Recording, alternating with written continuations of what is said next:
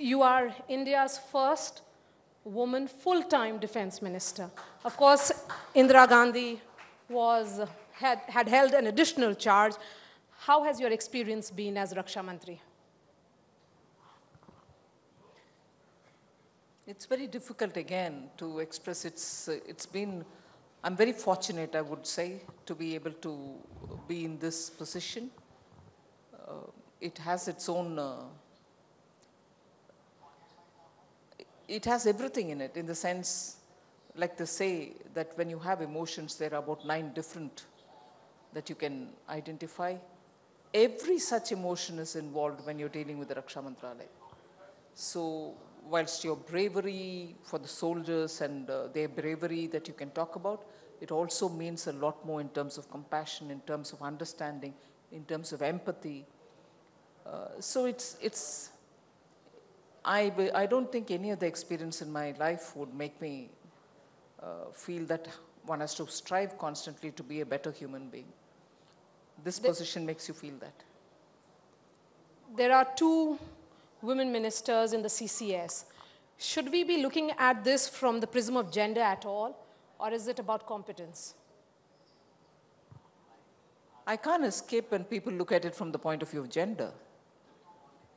But yes, I don't know if I'm competent as many other people who've held this position, male also. But I suppose eventually it is a responsibility which you have to do with full, commitment, and being conscious every minute that you're holding a position which matters in so many different ways to so many different people, and eventually to the country also. So I think being there fully is more important. And my gender shouldn't matter there. Is this an indication that other male bastion ministries, such as home and finance, it's only a matter of time that we'll see women ministers there? I think so too. There's just no line that has to be kept up. There's no need for this cannot be held by women kind of a thing. I suppose any ministry can be held by male or female. And if you ask me, women and child welfare also need not be reserved for women only. Yes, I was about to ask you that question, that you think the time has come also to break that notion that even a man can hold charge of women and child development ministry? I think so, because when you never gave anything for women, you at least had to give women and child welfare. But if you are able to find women who can occupy other positions, I suppose it will have a greater parity if men also can be there and do justice to women. So, why not? To your critics who say that as defense minister, the larger responsibility has been shared by the PMO, and hence your role has been that of a figurehead. Well, I'm not sure if they really know what is happening in the ministry to conclude like that. And if anything, I think that's complete prejudice, ill-informed prejudice. I would want to ask them if they would dare say this if there was a man in this position. They wouldn't. It's easy to knock at a woman who's sitting there and say, no, it's already been taken up by the PM, so she's just there for naam ke vaste. I would like to know if there have been naam ke vaste male defense ministers. One. And the second side of it, this Prime Minister is the first among equals. He would definitely like to have a lot more understanding of each of the ministries. So if there is a Prime Minister who's hands-on with everything which is happening and also steers to help the ministries move forward with the set agenda, what is wrong with it? If you've had Prime Ministers who didn't care about the ministries but who was also a Prime Minister, good luck to you. But here is a Prime Minister who wants to understand every ministry and deliver the promises with the minister in place and with the ministers working. So what's the problem you have? Ma'am, you had said that there is no relationship between the airstrike and elections, but increasingly we are seeing that the BJP leaders are claiming credit for the aerial strikes. BJP leaders are taking credit for what? For a decisive leadership, which when the need arises, doesn't sit back wondering what will the globe tell us, what will happen to any repercussions or fallout, what will be the collateral damage. All these considered, we have a leadership which takes the call. So in case if BJP wants to take credit, what's wrong? It's for the sake of the country.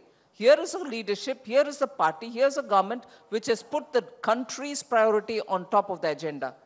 It has not played politics for the sake of anything else. So would you say in 1975?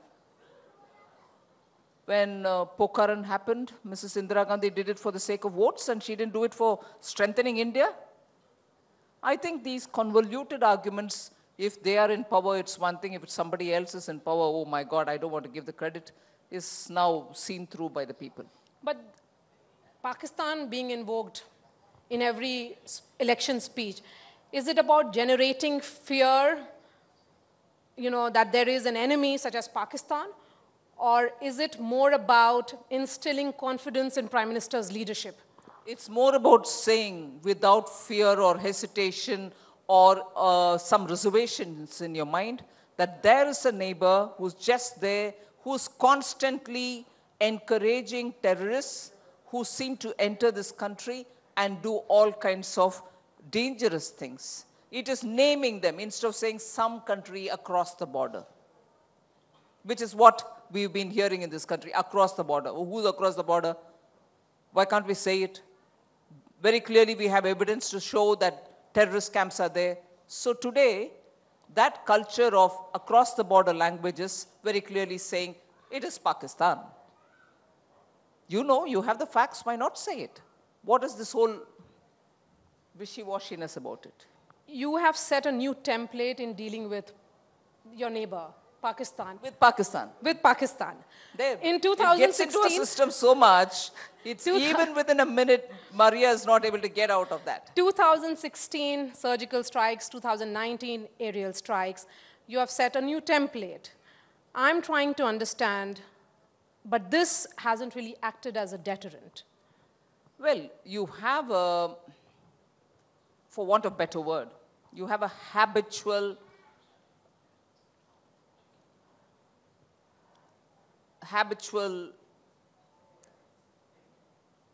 someone who breaks the law or international understanding with impunity, a habitual breaker of law, that is Pakistan, repeatedly uses non-state actors to propagate violence, distances itself saying, we've not done it, our men in uniform have not done it. But that has been supported by the men in uniform in Pakistan is now globally known. So for a country which repeatedly violates international norms of bilateral relationship or interstate border related matters, you have a fact before you.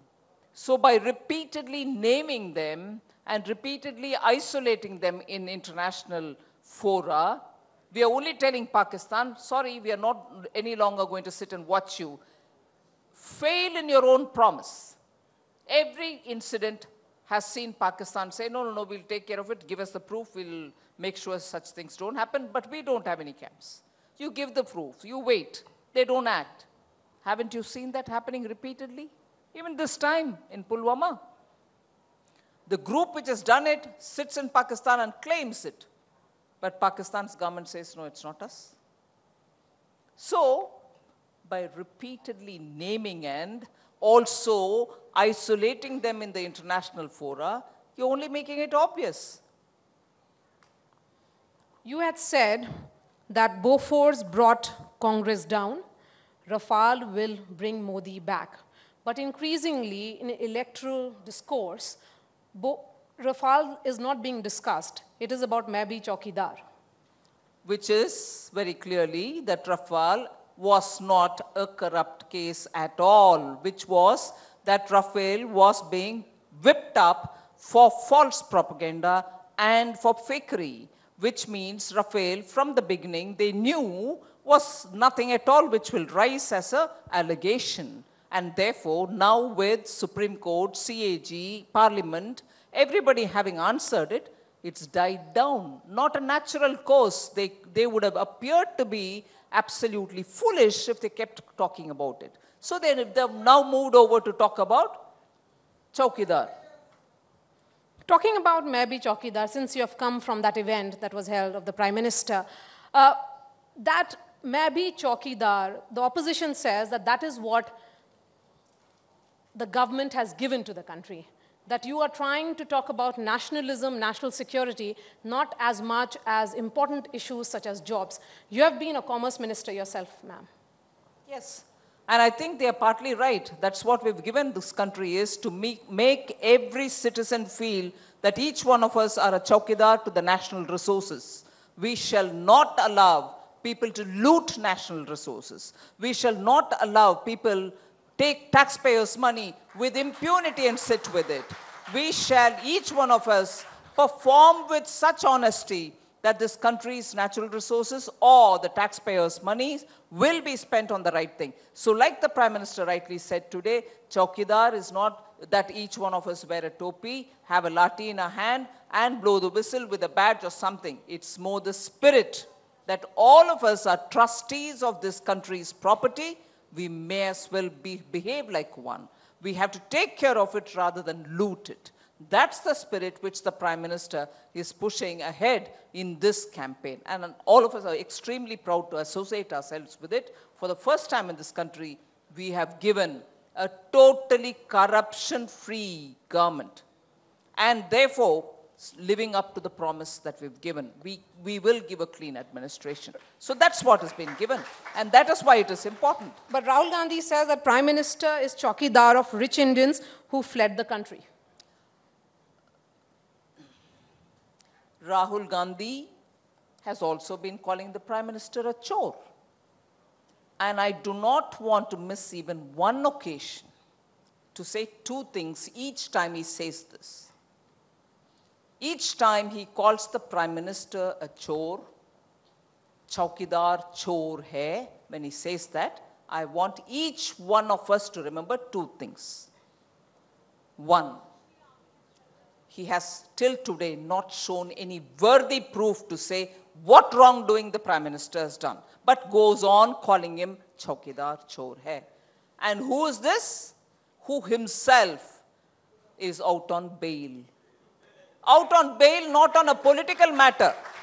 You know, sometimes when you protest, political disturbance happens, and therefore the government in power, which is, let us say, assume on a different political platform, arrests you, puts inside for a protest. 144 section is in place. You're not supposed to go and do protest, but you protested. Therefore, you were arrested. That's a different thing. Arrested and given out on bail, that's a totally different thing. Here, and I wish Maria, and I wish many senior colleagues of yours from this very eminent channel, if ever, like the way you have now with me, have a conversation with the Congress President. Please ask him, yes, what is it that you're out on bail on? What's the offense? Then you'll know the offense is exploiting and misusing public money to move to whatever the allegation says, into his own trust or whatever. In other words, financial misconduct. And he is calling somebody a chore on whom there's not even an FIR. Not today, since the time he's been in public life. Sheer audacity and brazenness. Chaukidar stole the jobs of people. That's what he says. He says Chaukidar gave 30,000 to some particular individual. Please give us proof. Show us something initially. So kahani, you go on saying, thinking that people will listen to you, is proven completely wrong. And I don't know whoever is advising the Congress President, he's not doing them, they are not doing a favor to Congress President. It's just not done. A responsible party's president, I would have thought, will do a lot more homework before he talks. But the question of jobs, since Yes, you have been the Commerce Minister. Absolutely. On jobs, I think there's been a lot of debate, some of which is very important for us to understand. It's not just today. This country never collected data on anything other than formal jobs, organized sector jobs. And that itself is a limitation. not more than 12 to 15%.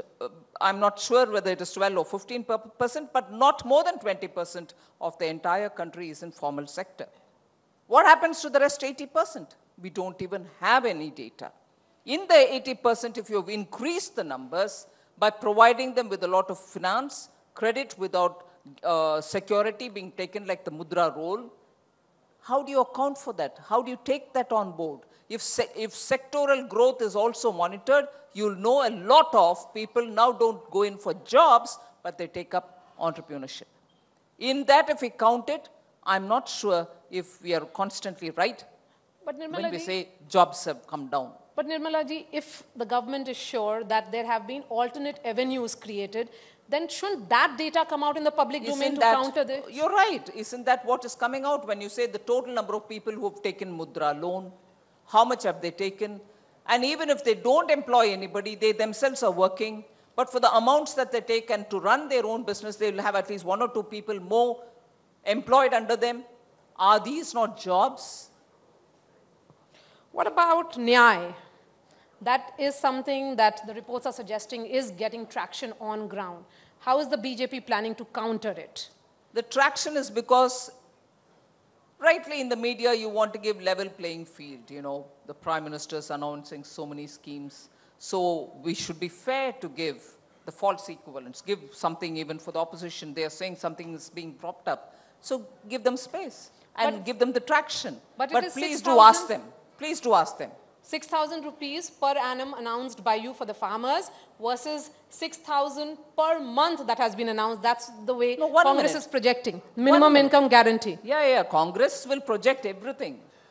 Garibi Hatao 1971, projected by Congress, failed by Congress. After that, every Prime Minister from that particular DNA, the Congress Parivar DNA, which I incidentally was shocked to hear, a very senior leader from the Congress party saying, first family of the country. I don't know how many of us want the first family here, how many of them consider them as a first family, but first family it is, and that's being imposed on all of us.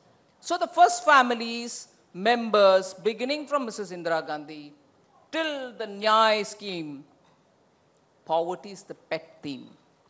Not to eradicate it, keep the number of poor the same, but allot money, which can go, like today the Prime Minister correctly said, he believes in direct benefit transfer. But the Congress party was running direct dalali transfer. So if direct transfers were happening, it was for the dalals. And as a result, poverty has not been reduced. Let me just take this conversation to one particular claim which the Congress party made. 2014, when the new government came, the Congress claimed, actually the real poverty levels have been brought down by us. Not really very many people are poor now because real poverty has come down. Didn't they claim this? And if they've really claimed it, if they had this Garibi Hatao and they did so much, why do they have to come up with a Nyay scheme? They shouldn't. You don't need it. We've eradicated poverty, yeah? So why do I need a Nyay? One. And 6,000 versus 6,000, it's the same thing like in Rafael. My 560 versus your 1,600 kind of number, playing up numbers convenient. 6,000 given to the farmer is over and above, just for the farmer, many other things. Irrigation subsidy, methods for doubling his income, MSP, which is increased for each of the crop, more crops coming under MSP. All this will also have to be calculated. And tell me if that is just 6,000 or more. But ma'am, if it is about poll SOPs being announced, pre-poll SOPs, let's not forget that pre-poll. This is your bastion in Chhattisgarh fell because of the promise that was made by Rahul Gandhi. I'm not sure if that's the way I look at it. One of the reasons. Well, I'm not sure if I look at it that way at all. After all, Raman Singh ji has run the government there uninterrupted for a very long time, and best of services, inclusive of the distribution of food grains for the poor, had all happened during his tenure. And then, after say 10, 15 years, there's always a time when people do want to change. I will not attribute it to any one thing. It could just be a fatigue, as a result of which they changed the government. Now let's see the Lok Sabha results, you'll see it. Okay, since you are the face of the BJP in South, the decision that has been taken by the Congress party and the Congress president today about him being fielded from another constituency, and that is Wayanad. I think I can't comment on it. He's got every right to go any number of places and contest as long as the Election Commission permits. I think 2 is allowed, so he chooses a second. But very clearly it tells me one thing. If you've been the member of parliament for a particular constituency, in this case it's Amethi, and you've served it very well, is there a need for you to look for a second? It's Amethi plus. And second, I'm not saying you're leaving Amethi, I'm still saying second. And again, like in many ways, many different ways, the media plays a very fair game, bring a false equivalence immediately to say, but Modi ji, you know, came to Varanasi, contesting in Gujarat, but also came out. He was never in Varanasi before. He was never in the parliament before. The first time he chose to come to parliament, he didn't want to let go his own state, so he was there. And also because he was going to have to contest from the point of view, because at that time, what was the argument? Oh, Gujarat might accept him, the rest of the country may not. He proved that the rest of the country also will accept him. So he came out and proved. Now, but you have been in your constituency for 3 terms or 4 terms. Why would you want a second constituency? You, after all, proving yourself in the constituency in which you already been in the parliament. So this false comparison, comparing, looking for a second seat, no one questions his right, he can always choose. But to compare it with Modi ji, I'm sorry, it doesn't work. Wayanad is the Trijunction of Tamil Nadu, Karnataka and Kerala, and hence symbolic of South India. The Congress is looking at expanding its footprints there. That is the argument. Good luck to them, with Prakash Karat already having said, we will fight to defeat him. Will we be seeing Prime Minister also choose another constituency to contest? Well, I'm not the authorized person to speak about that. Ma'am, talking specifically about your ministry, there are some questions here. There has been a sense of letdown in case of Major Akshay Gireesh being denied the Shaurya Chakra. Can you elaborate on that? I first will have to put a disclaimer before I give an answer. It's the Army's well laid out system which looks at what award to be given to whom. I fully recognize here the individual that we are talking about has made a supreme sacrifice. He's laid his life for the sake of the country. But the protocol with which the army looks at who's got to be given which award is something which they do on their own. The Raksha Mantri has no role to play in it. As regards the mother of the martyr, she'd met me twice, well after his name was made a part of the dispatches. And I readily agreed to have a request made to the army, I underline request made to the army, to review it if there is a need. And I was even then told that there is no review mechanism for these sort of things. The decision once taken stands. But I did request the army chief. In fact, army chief was present in the meeting, in one of the meetings where the martyr's mother met me. I had even suggested to her so that she has an opportunity to mention the names of people who could also become a part of this committee which will review. She very graciously agreed and gave the names of people who she wanted in the committee. The committee included them.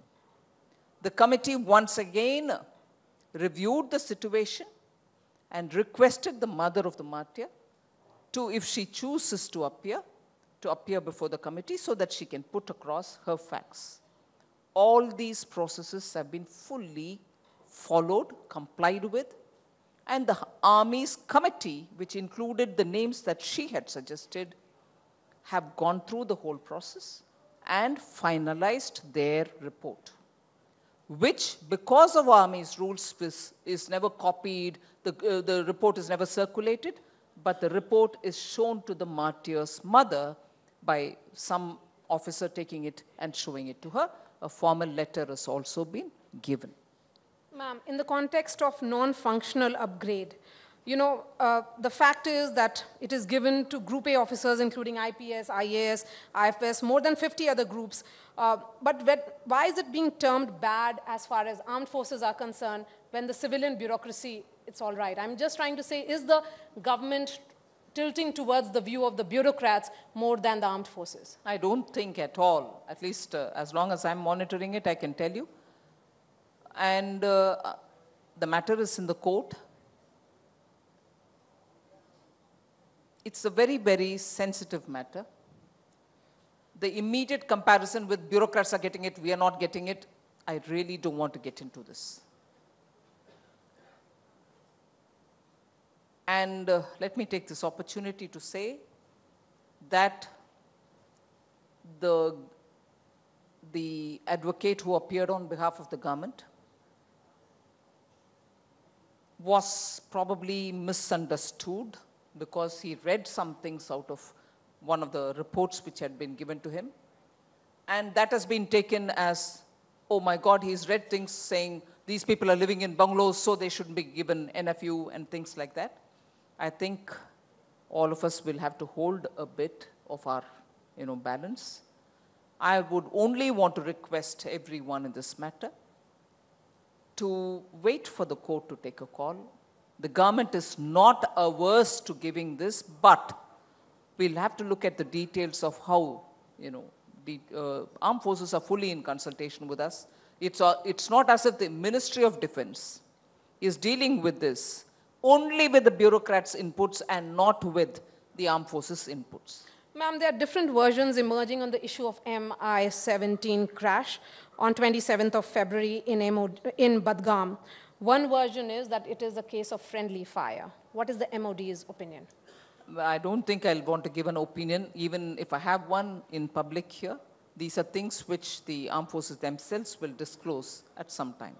Ma'am, you're concentrating largely on South India. There is an alliance that has been forged in Tamil Nadu. But don't you think that it weighs heavily against the rainbow coalition that you have worked out? Maria, but what gives you the feeling that I'm concentrating on the South? I was in Gurgaon this morning. I went over to Karnataka. Then I also went over to, parts of Rajasthan. I keep moving everywhere. I don't particularly concentrate talking about Tamil Nadu in particular, the rainbow coalition. I'm not even. I'm concentrating on Delhi. I am the Prabari for Delhi for the Lok Sabha election. Will we be seeing you contest these elections? No.